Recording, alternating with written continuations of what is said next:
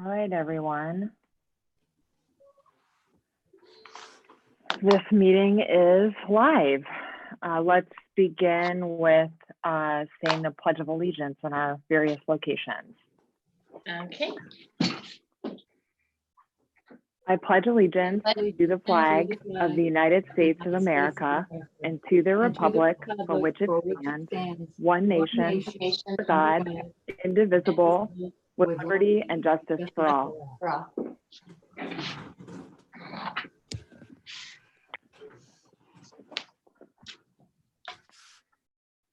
All right. Let's also have a brief moment of silence, please, for the Portage County residents who lost their lives this week battling the COVID-19 virus. Our thoughts are with their families and loved ones at this difficult time.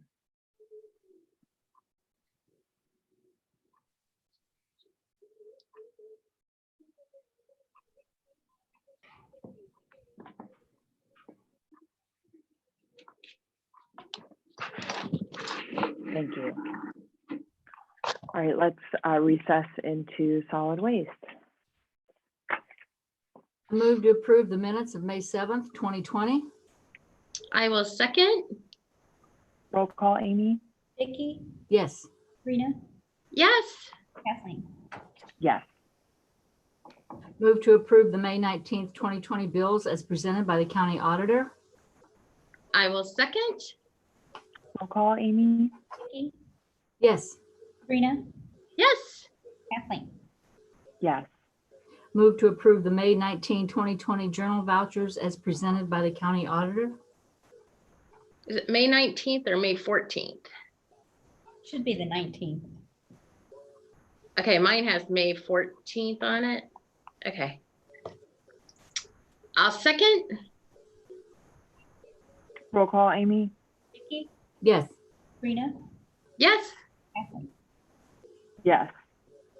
Move to approve the May 19, 2020 then and now certification as presented by the county auditor. I will second. Roll call, Amy? Vicky, Yes. Rena, Yes. Kathleen. Yes. All right, Bill, you are up for our discussion item. Yes, just so the board is aware, right now, Chris Maduri is working on the legal notice for our public hearings for our rates and charges. We've met and I will be bringing that back, or he's putting that together. Right now, we're tentatively looking at advertising on May 18th and 25th and June 1st, with meetings scheduled June 3rd, June 9th, June 11th, and June 16th if needed. If everything goes well, I will come back to the board on June 18th, have a recap, and then hopefully bring the resolution back to the board on June 25th. We're going to have residents that do not have the ability to attend the meetings via the internet email questions to us. We'll get this information out on our website, press release, Facebook pages, and whatever other social media we can use. So, Bill, for the people that don't have internet, they're not going to be able to call in questions. They'll be able to email them in or get them to us. I don't know if we want to do like a you can mail your questions in to us type thing. That's something that we probably, still have to discuss yet. Yeah, because there's a lot of if people. they don't have the internet, they'll have trouble emailing. So Yeah. we'll want to think of an option like mailing, calling, and we should be able to work that out, I would think. Mhm. Or even texting. I know some of the meetings I attend, they actually have you text to someone if they have the texting ability. And if not, we can have a call in that they call in to, and we can read the questions. So I just want to make sure we put that in there. Yeah.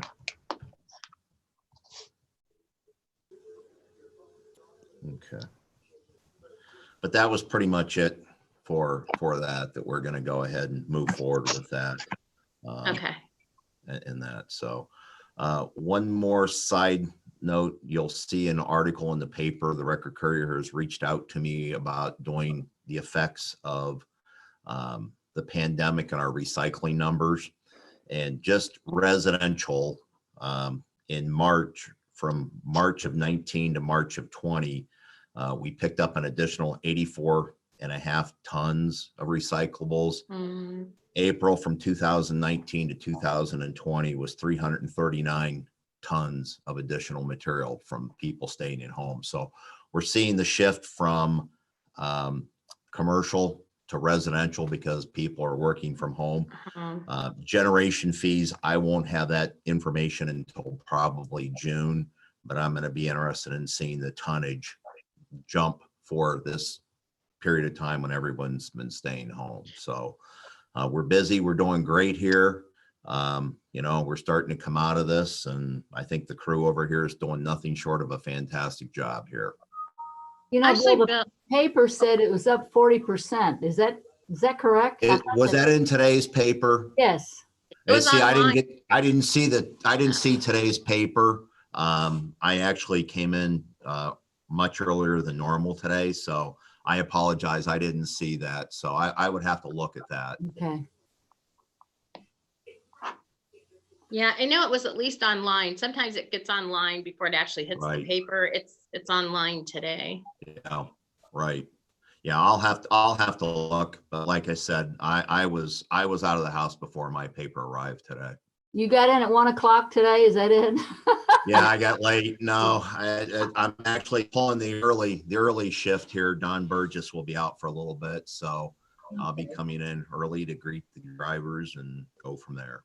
So it'll be a nice change of pace for everybody. I'm looking forward to it. Should be a lot of fun. Thanks, Bill.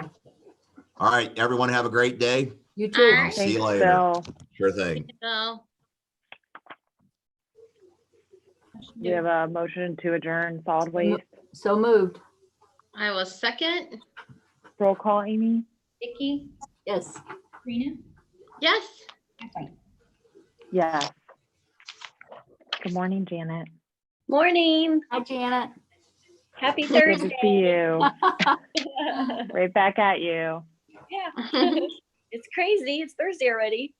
But All right, you are up. okay. I just have one item on my agenda. It's regards to the personal travel during the COVID pandemic. As you probably already know, on April 30th, the governor signed the Stay Safe Ohio order, extending it to May 29th. However, the order also mentions travel during this time. It's saying that summer is almost here, and employees obviously will be going on vacation and will probably more likely be going out of state. I felt like a policy needed to be drafted to address these concerns during the pandemic. The order does allow for travel into or out of the state, but it does recommend persons entering the state with the intent to stay are asked to self-quarantine for 14 days unless they are doing so for critical infrastructure or for healthcare workforce purposes. So before they come back to work, that's what the order is recommending. I also wanted to note that the CCAO also put out a bulletin. I believe the date was May 7th of 2020. It's also in line with the governor's order. And CCAO is also advising when employees return from personal non-essential travel that they would use their own personal time during these 14 days, unless they could telework, and that would be up to the department director.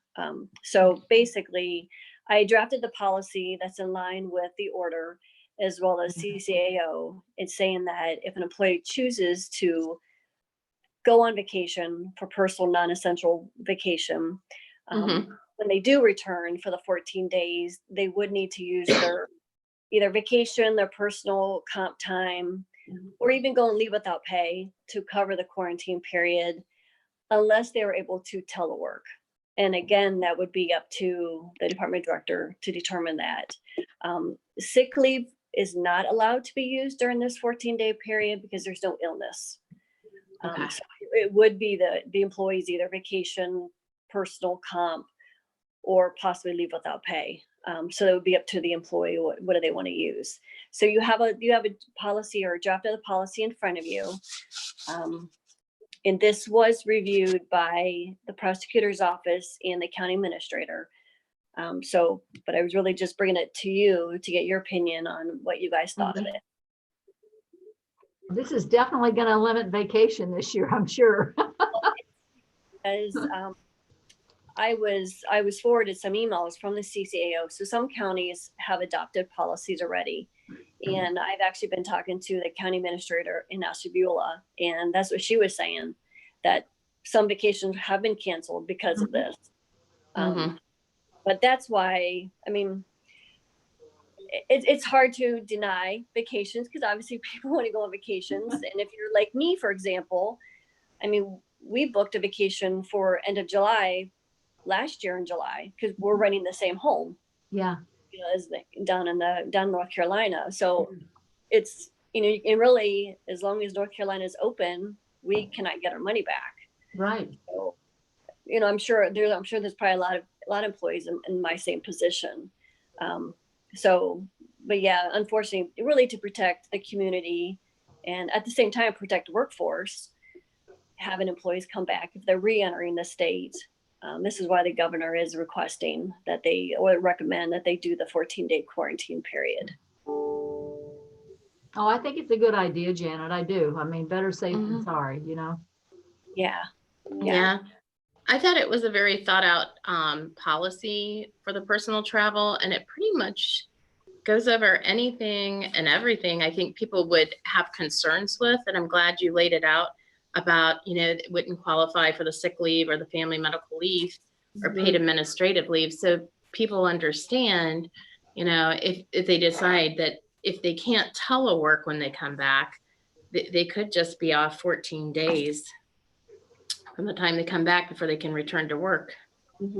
Right. Yeah. Yeah. And again, it would be up to the department director, which right now, I mean, they have a good idea who can telework and who can't. And there may be some people that can limit their telework, but again, that would be up to the department director to talk it over with that employee and come up with a game plan. Yeah. So would the director come back to us or to you on the leave without pay or paid administrative leave options?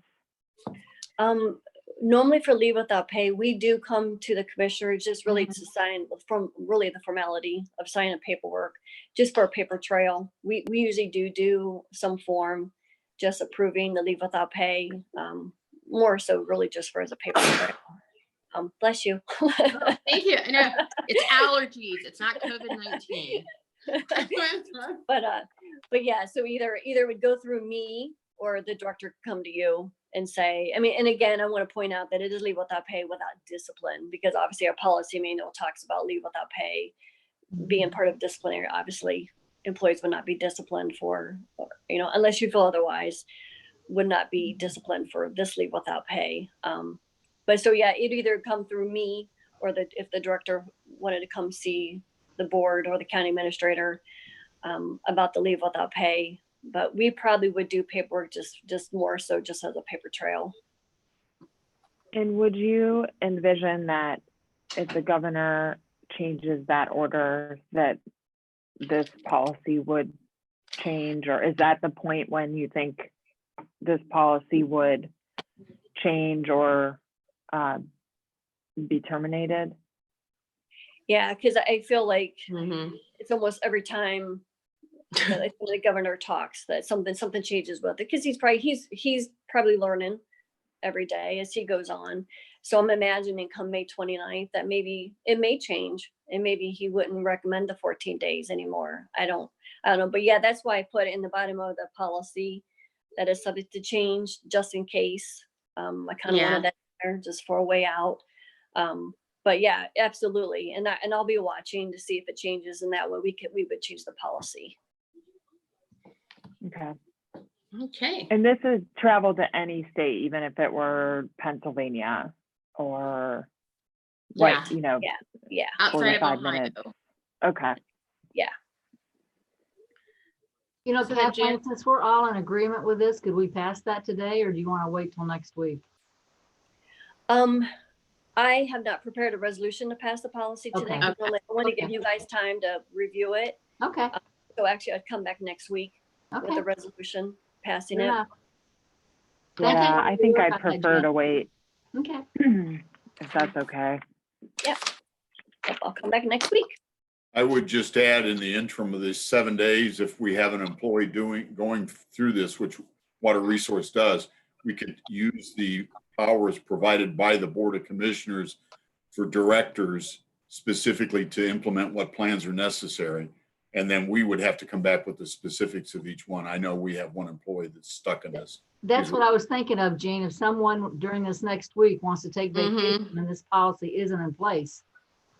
Well, and I think the biggest thing is, and I believe the policy does this, is fair, because the last thing we want is somebody going on vacation and not telling us. Right, That could take the whole county down, and that's right, why we're doing what we're doing. right. Yeah, Okay. Okay. Thanks, Janet, on that. thanks. And then come next week, I'll have another policy for you. Oh, okay. Okay, I move that the Board of Commissioners agrees to authorize the full-time hire of Donald Feller as a regional wastewater superintendent, replacing the position previously held by Christopher McCarron for Portage County Water Resources. Anticipated start date is June 8, 2020. The Board of Commissioners agree that this hire is contingent upon the applicant passing the required pre-employment testing. Okay. I'll second. And this is the issue we talked about last week, correct? Yeah. Okay. Roll call, Amy? Vicky, Yes. Sabrina, Yes. Kathleen, Yes. Move that the Board of Commissioners accepts the resignation of Kaylee Yoder, Social Service Worker 3, effective June 6, 2020. I'll second. Roll call, Amy? Vicky, Yes. Sabrina, Yes. Kathleen. Yes. Move that the Board of Commissioners agree to authorize the 3-day internal posting of the full-time Social Service Worker 3, replacing Kaylee Yoder for Portage County Job and Family Services, with external posting if no internal appointment is made. Okay, I will second. Janet, can I ask, I know that Kelly Jo has talked about a hiring freeze in her department. Mhm. How would this posting interact with some of the changes that she's making right now? I will have to verify with her, but sometimes we'll just put the posting through just for approval. So when the time comes that Kelly Jo wants to post, then we're able to post. So I will have to confirm if this is one of them that will be waiting till that time, or if she'll want us to post like effective tomorrow. But there have been times where we would just, like, she's waiting for a class of new hires to start. This very well could be one of those positions. I have not had a chance to talk to her about this one particular position. But so, yeah, so we may be waiting anyway for this, depending on what she wants to do. Have you talked to her, I mean, on the postings for her department in light of her current hiring freeze? I mean, has she been moving forward with I think we've done a small amount, maybe one or two other Yeah. postings. Yeah, it's been very few. I know right now, I know she's interviewing, her department's interviewing for another position. And I believe those interviews aren't until, I believe, next week, but I think they're internal applicants for Mm. that position. So Okay. it seems like it seems like she has been having interviews put on hold. I have not seen many new hires coming through as in journal entries, but I'll verify this with her for sure with this position. Could we potentially hold on this while you have that conversation, just so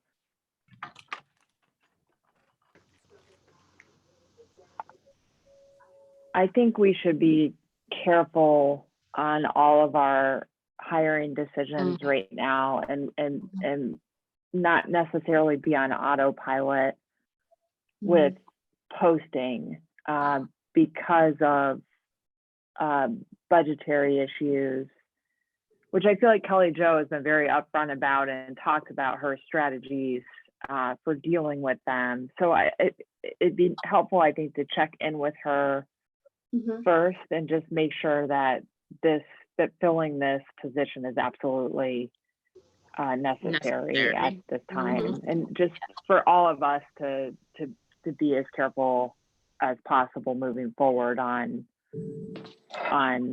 all of these individual hiring decisions. Right. Yeah. No, I could check with her. Yeah. So is the Okay. posting on hold right now? Until, okay. Yeah, and we could bring it back next week depending on that conversation, especially since it doesn't sound like it would be a hardship for her to wait a week based on the date of the resignation and the your information that you're giving us. So yeah, why don't you check into that, and either we could bring it back next week depending on the result of that conversation. Okay. Okay. Yep. Great.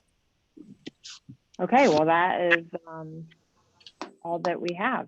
So thank you so much, Janet. All right. Thanks, you. Janet. Thanks. Hi, Good to see Sue. ya. Hi. Hi, Sue. Good morning, Sue. Morning. Hey, I couldn't help but hear that last bit because I had just signed on, and I just wanted to let you know that Kelly Jo was intending to post it, but not intending to interview or anything for it. Okay. She's not planning on Filling it? hiring anyone right now. Why So would we should we- post if we weren't going Yeah. to hire I don't know. You want me to or run and get it? interview? No, No? let's have the conversation Okay. and we can revisit it next week. Okay. I don't want to put her on the spot. All right, that's okay. All right, you ready for me then? We are. All right, I have two transfers. The first one is our MOU transfer that we do quarterly. This is to pay back the Public Assistance Fund for the one-stop charges that our partners owe us back. So what we do is front the expenses for everything for the quarter for the OMJ, the one-stop center at OMJ, and then we bill back our partners and that transfer. So it is in the amount of $28,747.95 for the October-December 2019 quarter. Move that the Board of Commissioners agrees to transfer 28,747.95 from Fund 1413 WIA Fund to Fund 1410 Public Assistance Fund. Okay, I will second. Roll call, Amy? Vicky, Yes. Sabrina, Yes. Kathleen. Yes. Okay, and then the second one is our monthly transfer to the Public Assistance Fund from the WIA Fund for our staffing costs that are paid originally out of the Public Assistance Fund. This is for a second adjustment for February, a first adjustment for March, and for April. And it is in the amount of $68,512.85. Move that the Board of Commissioners agrees to transfer 68,512.85 from Fund 1413 WIA Fund to Fund 1410 Public Assistance Fund. Okay, I will second. Roll call, Amy? Vicky, Yes. Sabrina, Yes. Yes. Well, that was easy, Sue. Yes, thanks a bunch. Thank you so much for Thanks, joining us. Sue. Stay safe. You too. You too. Good morning, Joanne. Morning. How are you doing? Just fine, thank you. How about everybody there? Good. Good. All We're right. doing well. You ready to start with my resolutions? Sure. We are, All right. yes. Okay. The very first one is on behalf of the county engineer, and that is to have the speed limits reduced on New Milford Road between Wilkes and ending in Stark County at Randolph on his behalf. Standard that we do for him. Okay. Move that the Board of Commissioners request that the State Director of Transportation reduce the speed limit on New Milford Road, beginning at Wilkes Road and ending at the Stark County limits in Randolph Township, Portage County. I will second. Roll call, Amy? Vicky, Yes. Sabrina, Yes. Kathleen. Yes. Okay. Number 2 is one of our standard resolutions to get rid of obsolete and personal property. These happen to be 4 vehicles owned currently by the Board of DD that they no longer need. Joanne, what happens to these buses? Where do they take them? Do they take them somewhere where Auction. some parts are These- recycled or what? These particular ones we're going to sell on Gov Deals, Okay, which is a government website, if you will, where people put advertise their things. They take pictures of them, and then it's a live auction kind of thing that goes on during a certain time period. okay, so we may get something for them. Yeah. Oh, absolutely, you will. Okay. Move that the Board of Commissioners declares obsolete and dispose of Portage County personal property located at the Portage County Board of Developmental Disabilities. Okay, I will second. Roll call, Amy? Vicky, Yes. Sabrina, Yes. Kathleen. Yes. All right, and then number 3 is the resolution to sale by auction the unused excess real estate located on State Route 88 that belongs to the Board of DD at this time. This resolution was gone through several different times and approved finally by Chris Maduri. So we are ready to go. The advertisement will be in the paper starting Saturday. We will advertise for once a week for 4 weeks and always for 30 days in this particular instance because it's an auction. But we are finally ready to go with it. Oh, long overdue, huh, Joanne? Yeah, I'm glad to have Yes. this one off the I plate. know. We've talked about this a long time. You know, I certainly don't want to hold this up, and you may not know the answer to this, but then you may. In that one resolved, it's 1, 2, 3. It says the Board of County Commissioners reserves the right to reject any and all bids in accordance with law. Do you know of any instance? I mean, what could come up that we would reject a bid?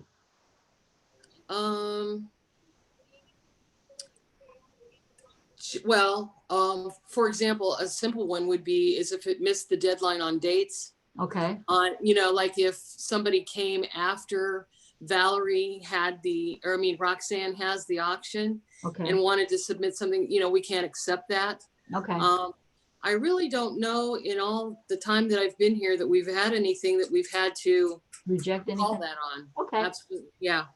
okay. I just found that, I was Yeah. thinking it wouldn't be easy to reject as long as it's taken to do this, so, Right. Yeah. As long as they're bona fide bids coming in, yeah. you guys will make the decision on who gets it. Okay, thanks, Joanne. Sure. Move that the Board of Joanne. Oh, let me just real quick say to Joanne, thank you for all of your work on this. Oh, that's okay. And I know this has been a long community conversation with the DD board members, their staff, the tenant at the location, and many community members. And we appreciate you navigating this process. And I think we've come a long way to a more equitable and fair outcome for hopefully for the community. And I'm glad that we're here. And thanks again for all the back and forth and helping steer this Not a resolution problem. through. Not a Mhm. problem. And Roxanne was really so helpful at the sheriff's office. She said, Joanne, you set the date, let me know, and I'll be there. Doesn't have to be on Great. one of her regularly scheduled things. So that helped because of the advertisement dates on the legal ad. But yeah, I'm finally glad it's here. And I talked to Mr. Vanetti, and he is over the moon. He's ready for this to go, ready for this to go forward. So we're good. And Hey. it's good too that they did the work, with, the provider and people in the community, and amended their resolution and had an open process and I think good dialogue that got us Oh, here yes. today. So, Yes. their work should be commended too. And Absolutely. it's Most been a definitely. pleasure working with John and in his Yeah. new role. All Okay, right. that's it. Vicky, did you read the motion? No, I didn't. No. Move that the Board of Commissioners declares unused excess property owned by the Portage County Commissioners and set the auction date for the sale of the unused excess real estate located in Ravenna City. Okay, I will second. Roll call, Amy? Vicky, Yes. Sabrina, Yes. Kathleen. Yes. Okay, Great. that's Thank all you, for Joanne. today. Thank Thank you you. so much, Joanne. Bye-bye. Bye-bye.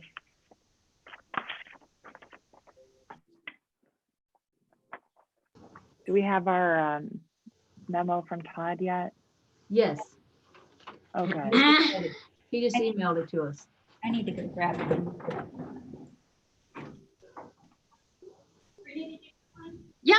Yep, it's on my.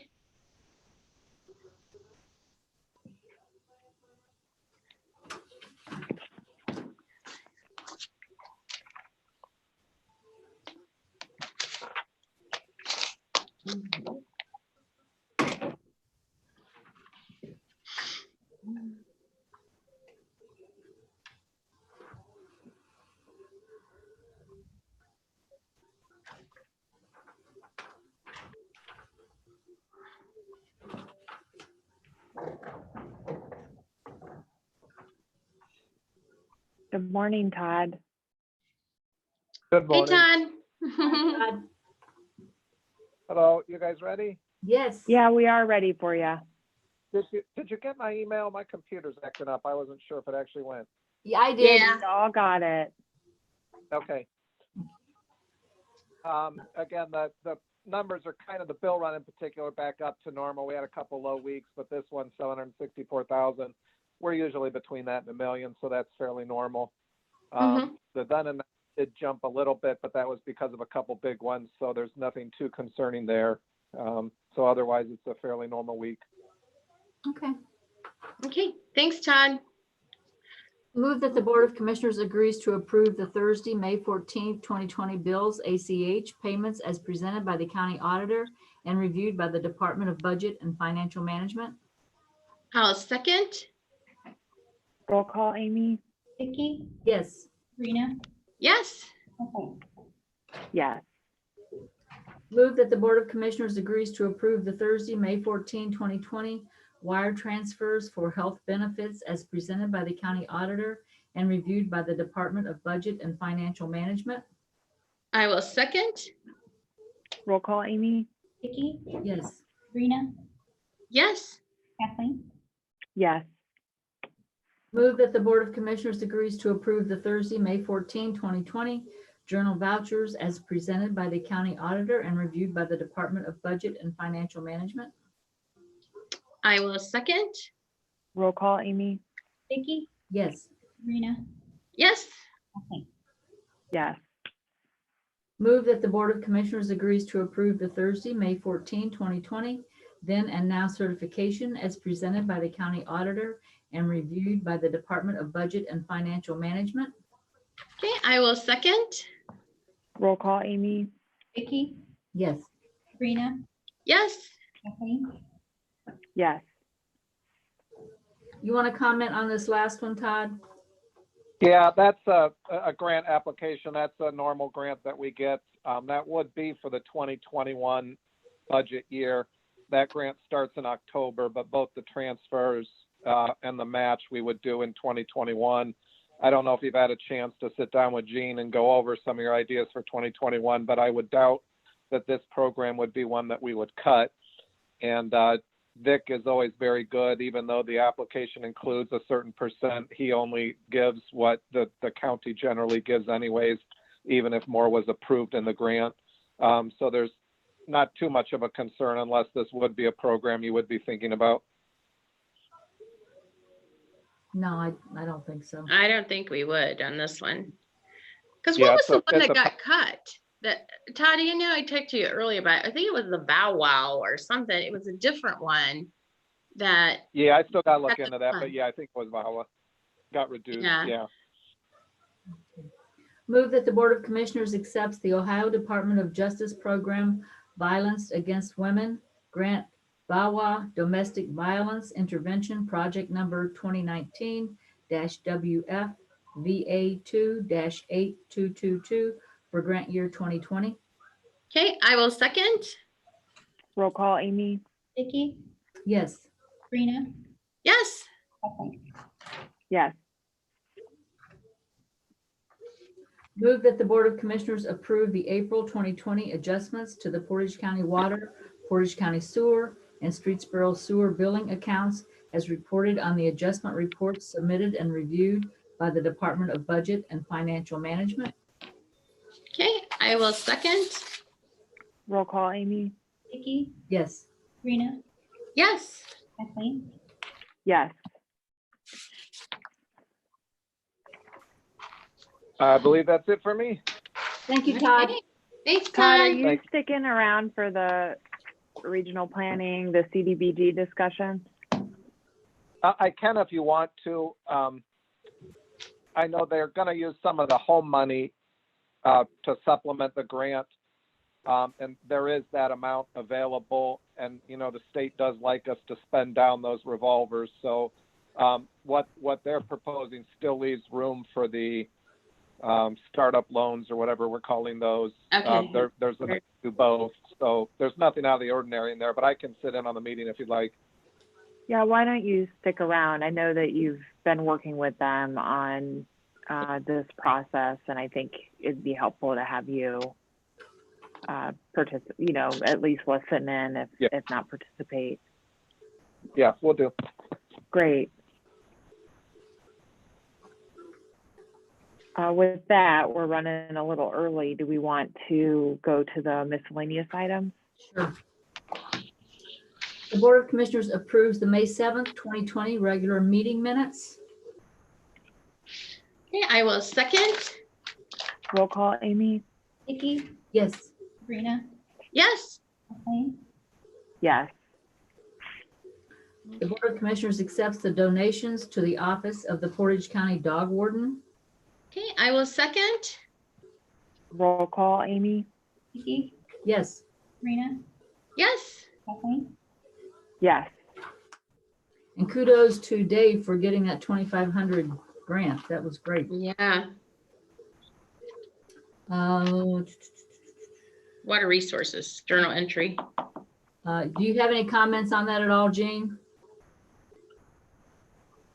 No, that's a standard. The Okay. project's been completed, Okay. short extension. Move that the Board of Commissioners agrees to sign the correspondence to Joshua C. Mueller and Janine M. Mueller advising that the Portage County Water Resources Department records indicate that project number FR-1 16-150-P sanitary sewer extension Schoolview Drive has been completed, including construction of all sewer lines, testing, and adjustment of manholes to final grade and restoration. All conditions of the general sewer agreement have been met and the project is accepted by Portage County, subject to the usual 1-year guarantee of workmanship and material. Okay, I will second. Roll call, Amy?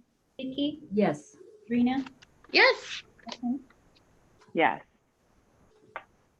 I move that the Board of Commissioners acknowledge receipt of May 4, 2020 certificate of the county auditor that the total appropriations from each fund do not exceed the official estimate resources for the fiscal year beginning January 1, 2020, as presented by the Portage County Auditor's Office. Okay, I will second. Roll call, Amy? Vicky, Yes. Sabrina, Yes. Kathleen, Yes. Want to be in front? No, not really. Move in Good accordance. morning, Todd. Would you guys mute yourself and we'll be ready for you shortly? Sorry. No, it's okay. Go ahead, Vicky. Sorry. It's okay. Move in accordance with the Ohio Revised Code, Section 325.07. The Board of Commissioners acknowledged receipt of the monthly record of proceedings and transactions for April 2020 as presented by the Portage County Sheriff's Department. Okay, I will second. Roll call, Amy? Vicky, Yes. Sabrina, Yes. Kathleen, Yes. Move that the Board of Commissioners acknowledge the receipt of the tax estimates as they will appear on 2021 Certificate of Estimated Resources as presented by the Portage County Auditor. Okay, I will second. Roll call, Amy? Vicky, Yes. Sabrina, Yes. Kathleen. Yes. Okay. Good morning, Todd. And Lisa, or who do we have there? Yeah, I'm sorry. I have me here. Yeah. Okay, great. We invited Todd Pete and Todd Bragg. We got Todd two Pete. Todds. Yeah, we also have Todd Bragg on the line. There's Mike, and he's out in the wilderness. How you doing, Mike? We're doing well. Thank you. Hey, look at that panoramic view. It's cool. Wow. I spend most of my time wandering around clueless, so. Hey, Jen. Good morning. Good morning. Good morning. Good to see you. Good to see you guys. Well, we are ready for you guys. Whoever wants to I think what we're going start. to do. I think what we're going to do is have Lisa go ahead and present the applications we received. We've created me, Lisa, Mike, Jen, and Todd was involved too.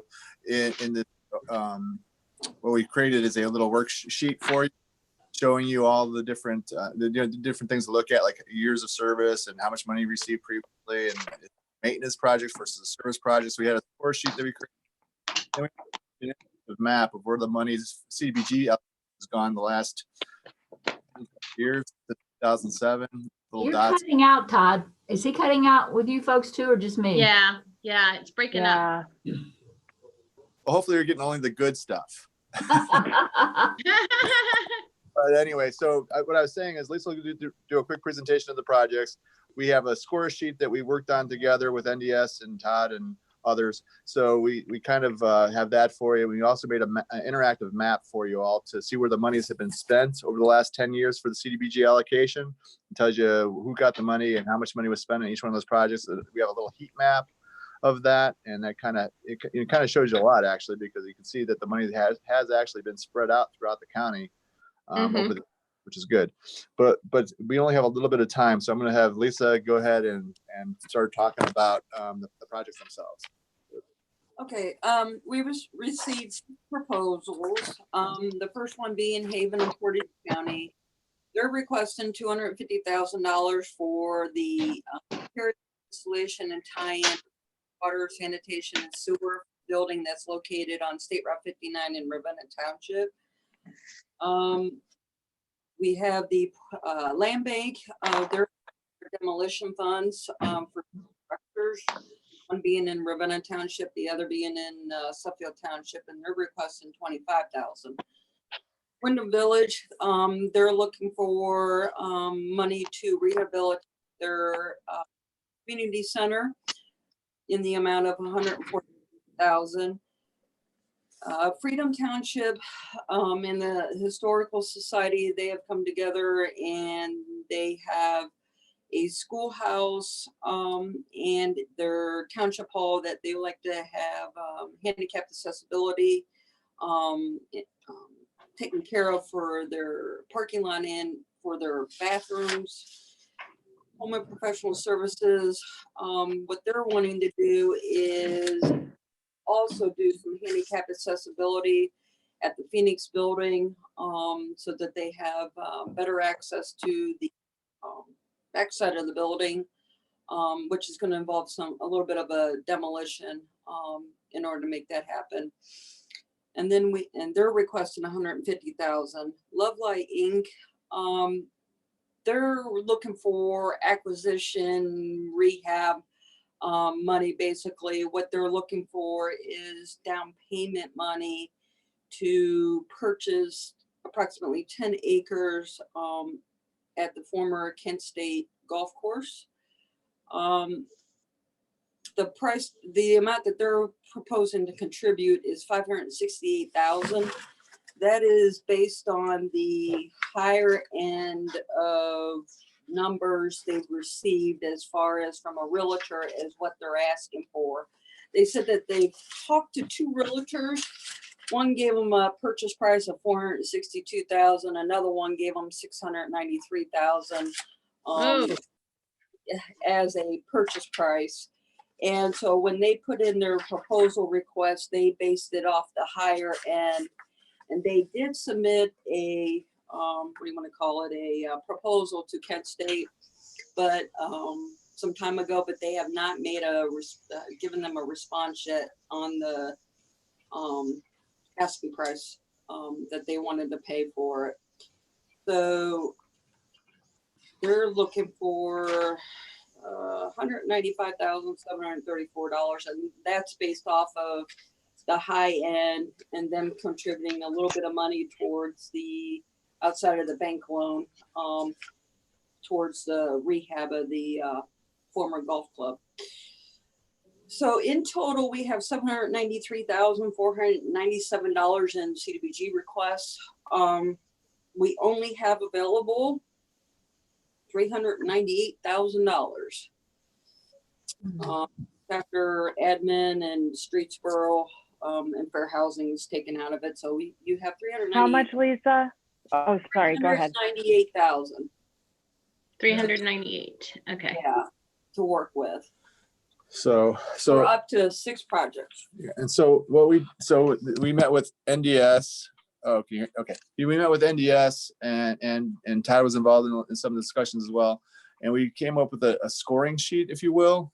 We never done that before, but I think the instruction to us was you guys wanted to have a little bit better guidance. You know, you're kind of flying by the seat of your pants in many ways in this stuff, and maybe that wasn't the best way to give you the information. So what we did was we created a scoring sheet that was based on number, and you should have received that ahead of time, but that included like how long has this agency been, around? Obviously if you're an agency that hasn't been around for very long, then that is going to make it, less likely that you're going to be, surviving kind of thing. So we did how long you've been around, have you received funds previously? Some agencies get money year after year after year. Of the funding you did receive, how much did you get? $0 to $50,000? Did you get, 50 to 100,000, more than $100,000? So if you got less money, we gave you more points for that.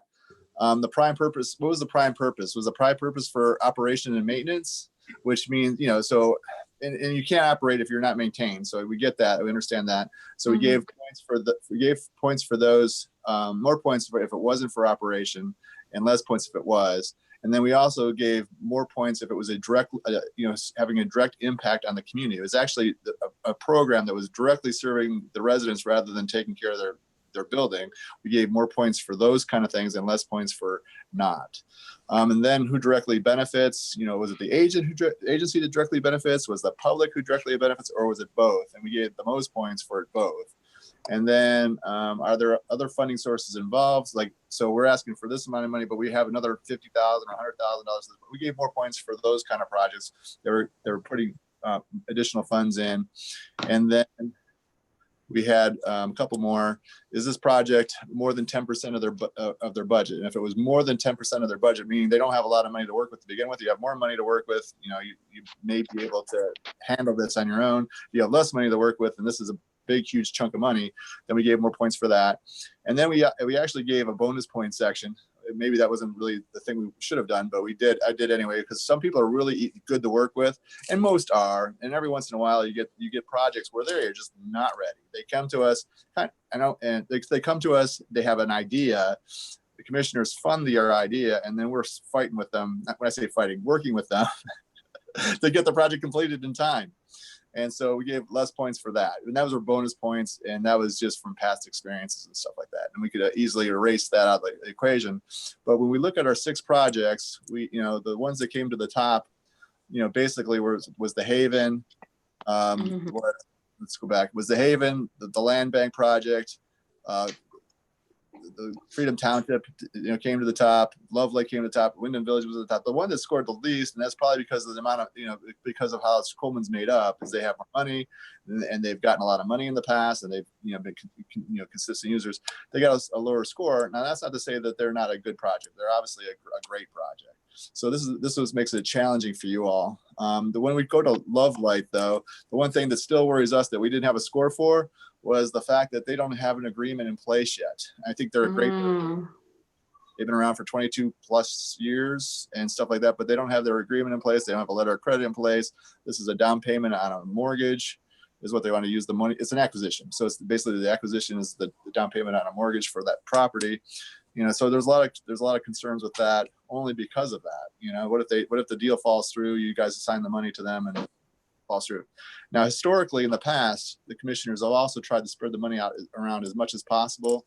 And so we working with NDS, and Mike, you can jump in any time, but we're working with NDS. And again, we had a good discussion, as to how we would logically think of how this could be done.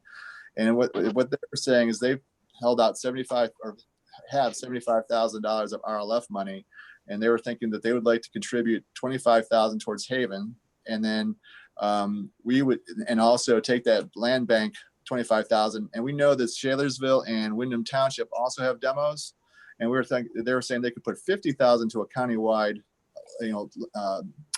countywide demo program. And then, so basically we would be funding at least 3 of the, we'd be covering 4 of the projects out of the 6, so we'd be covering the Haven, we'd be covering the Wyndham Village project, and we'd be covering the Freedom Township project. And then NDS would be ones working on the demo project through the RLF funding. Now the ones that we aren't funding is Coleman, and then of course Love Light. So we have to figure out how to fund them some other way. Todd, I did not get that score sheet. I don't think I got it either. If I did, I don't know. Okay. I have a spreadsheet, but it doesn't have all that information you just talked about. You want me to send it to you right this second? Please. All right, I'll send it right. Yeah. I think that information was very helpful that you went over. I mean. Yeah. Okay. Yeah, let me do that really fast then. Yeah, I think he sent it, yesterday or something? It was a separate attachment, I thought, from our packet.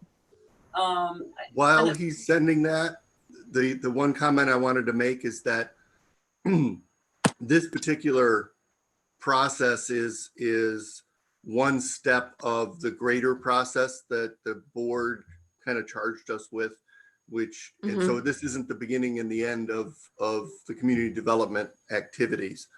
Obviously, with the way things are right now, the outreach that we started this process with is a little bit hindered, but obviously we'll continue to do that. And then any of the projects that, there's a lot more projects that are in discussion.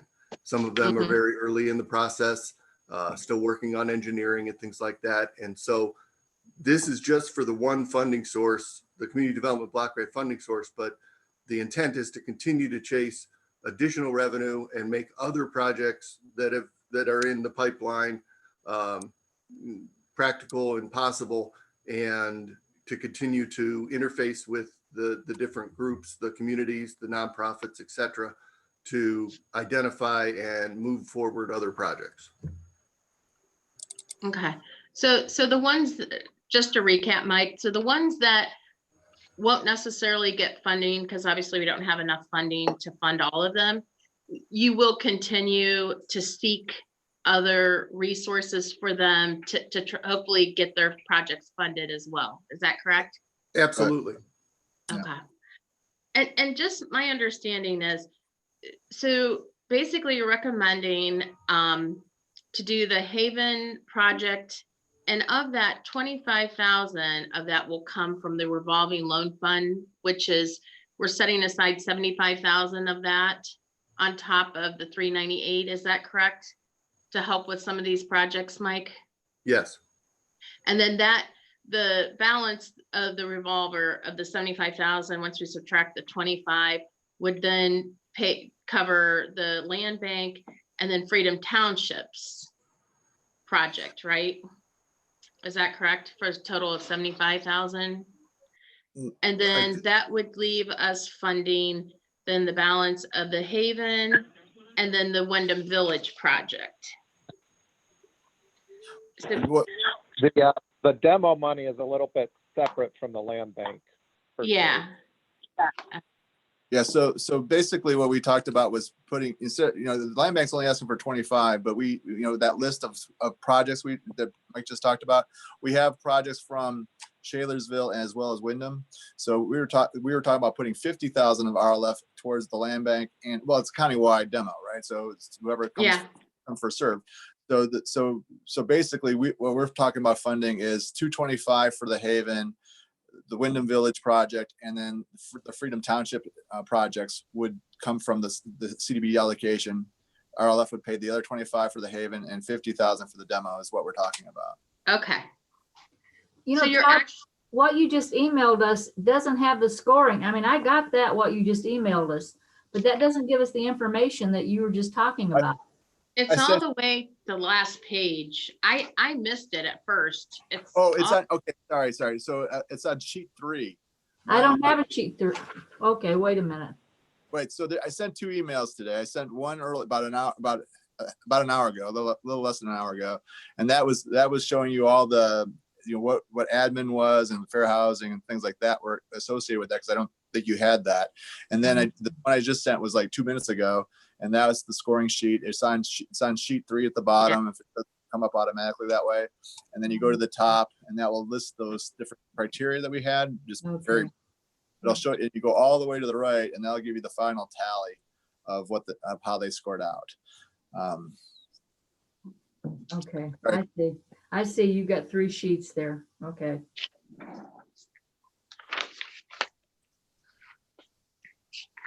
Because they tally up in points, you said, Todd. Yeah, I have a sheet, that shows 61, 53, 49, 65. Yeah. I'm assuming that's the total of the points for those projects. Correct. Okay. And then Todd, we don't need to make a decision until next week. So right. Next week. We need time.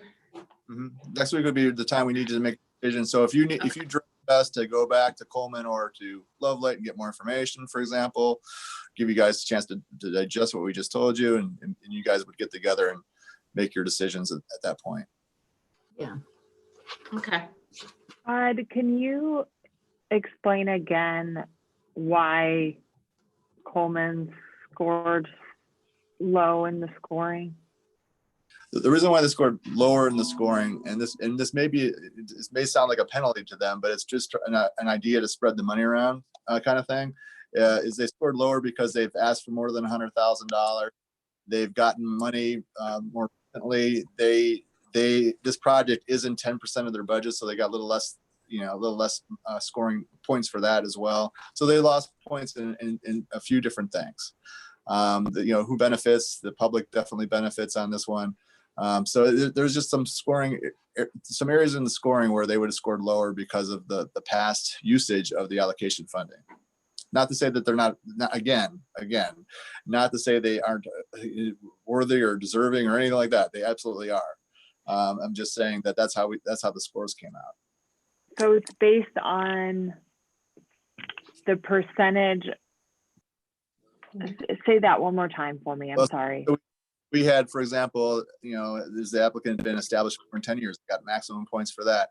Have they been funded previously in the recently? And that, yeah, so they scored, just got a couple less points for that because, we're trying to, again, the idea would be to try to be able to spread the money out a little bit better. Have they asked for more than, how much money have they asked for in the last 3 cycles? So they got more than $100,000 in the last 3 cycles. So they got 3 points instead of 10 points if they got nothing. The prime purpose is for operations, and it didn't freeze the frame here, but it is partially like a maintenance thing. And then does it serve the public directly? Well, of course it does. Does the agency? I think they both benefit from this. Are there other funding sources involved? Yes, I believe they have other funding sources involved.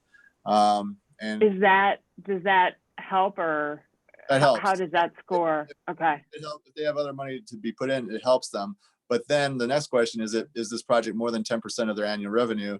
And so we gave them a lower score for that because the idea here is that they are a larger organization. This isn't as dire of I'm not talking about Coleman specifically. I'm talking in general. If an agency has a $15 million budget and they want a $80,000 project, it's not like a huge impact as it would be an $8,000 project to, let's say, the Haven, because the Haven doesn't have that kind of money. I'm not saying that's, and we put that out there as a draft, blah, blah, blah. I'm not saying that's a perfectly concise, great way to do it. It's just how we kind of came up with it. And then that was really it. I mean, that's how we scored their points.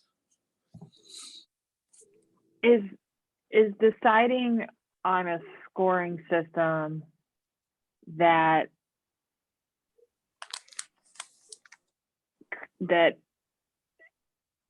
people who have been funded before are at a disadvantage slightly, and that have bigger overall budgets, is that our decision in the scoring, or is that based on the requirements of the grant money? I think it's not any requirement of the grant money whatsoever, 0. But it is I think what we're trying to do. We're trying to make the playing field a little bit more even, if you will.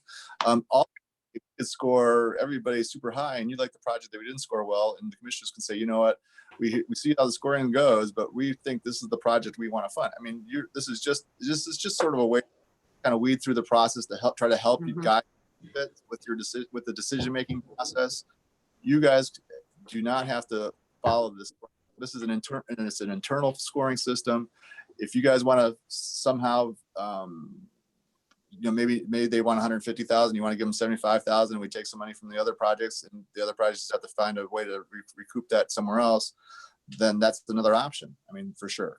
So I don't want to give anybody the idea that our scoring, the way regional planning or NDS or the combination of the both of us score something is the end all. The end all is with you.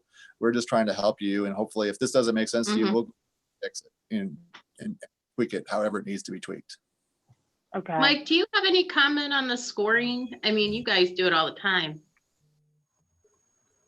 In this particular case, we were creating something from scratch. Yeah. We understood the charge from the Board of Commissioners to create something less random, something more systematic, something that reached out more to more of our area communities, nonprofits, and more regularly. And this is the product of that effort. Okay. It can, Todd makes a very good point. At the end of the day, you can do whatever you want, however you want. But that seemed to be an issue because people were randomly popping in your office and saying, hey, give us some money.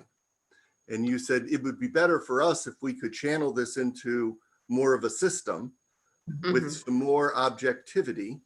And that was what we tried to work out for you. Okay. Thanks, Mike. Todd, can you go over one more time how you're recommending the 398?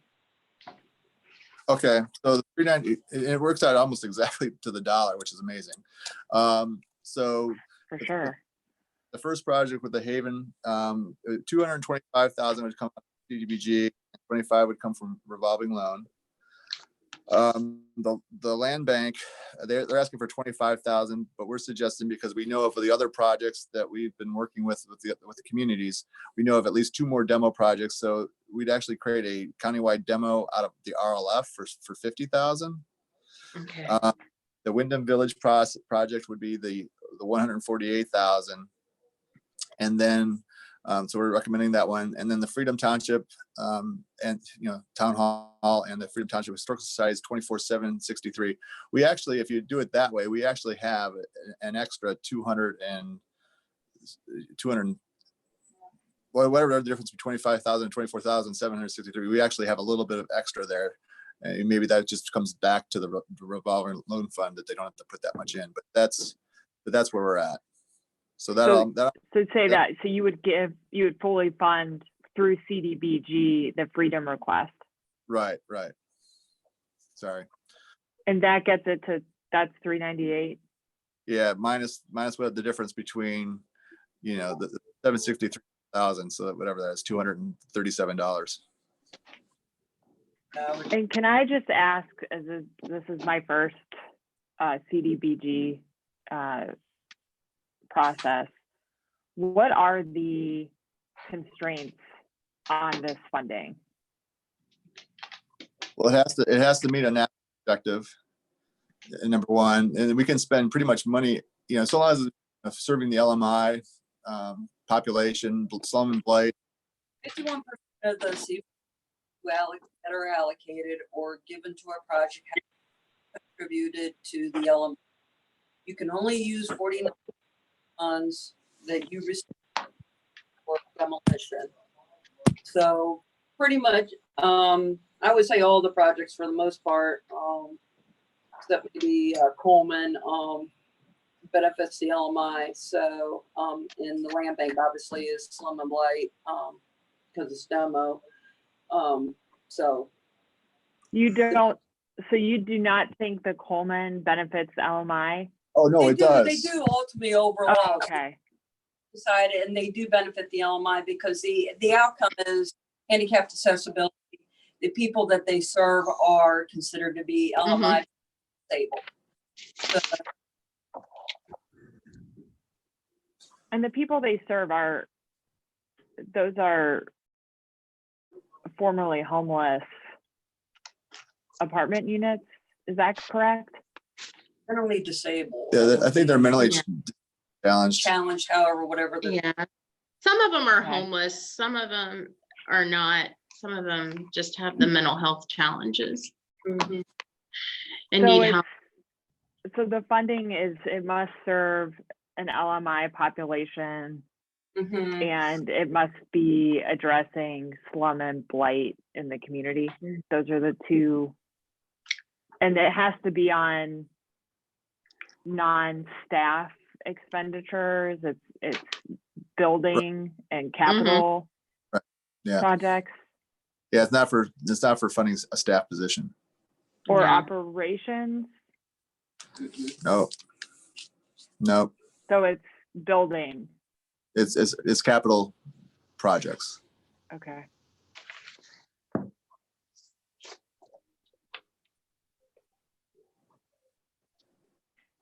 Okay.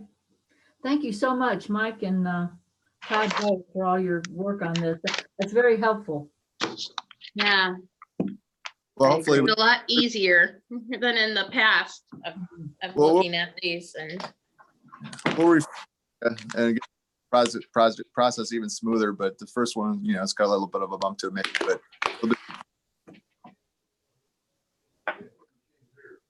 Thank thanks. you. All right. Thank Thank you. Mike. Thanks, Mike. Thanks, Jen. Thank you. Bye. Bye-bye.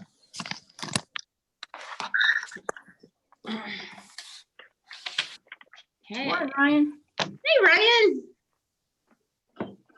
Oh, he's muted. Can't hear you. You're muted. How about now? How about now? Yeah. Are we good? Yeah. All right. Good morning. Should be a relatively quick call this morning. So the only agenda item that we have for today is to approve Todd Bragg, Department of Budget and Finance Director, as our authorized agent for the COVID-19 FEMA Public Assistance Program. We'll just need Amy to put this letter formally on Commissioner letterhead. The president of the board, Commissioner Clyde, will have to sign and then just send it to us and we'll mail it directly to Ohio EMA. So we just had to do that as a formal process in our normal board meeting. So that is Okay. it. Is there any questions? Nope, I don't have any. Nope, it's good. I don't either, no. Well, like I said, short call today. All right, All right. Thanks, Ryan. Ryan. All right. Thank you. Have a great day. You too. Okay, is there anything else? Do we have any further business? I don't think so. I'll make I a don't motion either. to adjourn. Second? Roll call, Amy? Sabrina, Yes. Vicky, Yes. Kathleen.